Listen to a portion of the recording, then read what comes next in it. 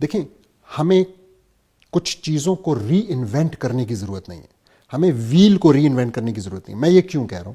میں یہ اس لیے کہہ رہا ہوں ڈیفینیشنز کے اپنے اپنے مطلب ہوتے ہیں، اور جنہوں نے وہ ڈیفینیشنز بنائی ہیں ان کے مطلب چلیں گے، ہمارے نہیں چلیں گے. تو جیسے کہ ہم زنا کو کبھی نکاح نہیں کہہ سکتے.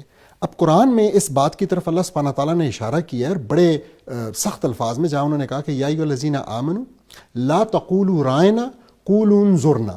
اب ہمیں نا ایک لفظ کہنے سے بھی منع کیا جا رہا ہے. ہم سوچیں، اچھا مبہم تھا، دونوں کا معنی ایک ہے، ایک مبہم ہے. اب یہ تو مبہم ہے نا. ہم جب کہتے ہیں کہ جی فلانا نظام، لوگ بہت شوق سے یہاں بیٹھ کے کہتے ہیں جی جمہوری نظام، کیوں آپ یہ لفظ استعمال کرتے ہیں؟ بس سوچنے کی ضرورت ہے نا. وہ ایک ڈیفینیشن ہے، ہم اس پہ گھنٹوں بات کر سکتے ہیں کہ اس کا کیا مطلب ہے. جمہوریت ویسے چیپٹر کلوز ہو رہا ہے پوری دنیا میں. ایگزیکٹلی. لیکن اسی لیے لیکن صدارتی نظام کی بھی جب بات ہوتی ہے تو وہ بھی اپنے ساتھ بہت سا بیگیج لاتا ہے.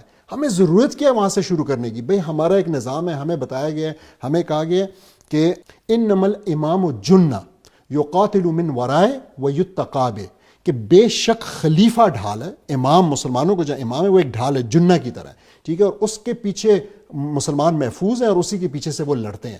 تو میں یہ کہوں گا کہ دیکھیں ہمیں نا نومنکلیچر، ہمیں اصطلاحات جو ہیں وہ بھی وہ استعمال کرنی چاہیے جو کہ مبہم، جو آپ نے بڑا اچھا لفظ استعمال کیا کہ مبہم نہ ہو اور لوگوں کو واپس یونائٹ کرنے والی ہوں. یہ نہ ہو کہ کوئی اور آ کے پھر کہے کہ نہیں جی دیکھیں اس سے تو یہ مطلب ہے، دنیا بھر یہ مطلب لیتی ہے، ہمیں ڈکشنریاں نکال کے ویسٹ کی بتا رہا ہو کہ اس سے یہ مطلب ہے. تو یس اٹ از پاسبل اور یہ ہوگا انشاءاللہ، لیکن اس کے اندر ہم اچھا دیکھیں ڈیفینیشن. کیا اے آئی خلافت پاکستان سے ہوگی انشاءاللہ؟ That's what I was coming.